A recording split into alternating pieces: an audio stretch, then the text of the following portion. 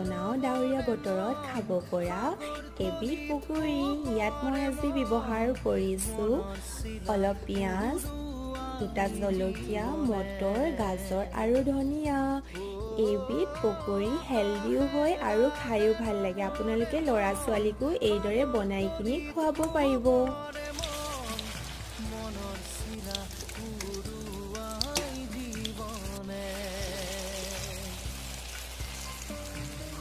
অতিকৈ সহজ বনাবলৈ আৰু গৰমে গৰমে আপোনালোকে গ্ৰীণ চাটনি নহ'লে চচৰ লগত খাব।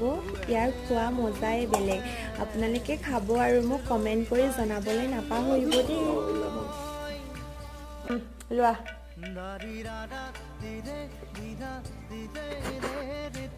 ভালনে খাবলৈ?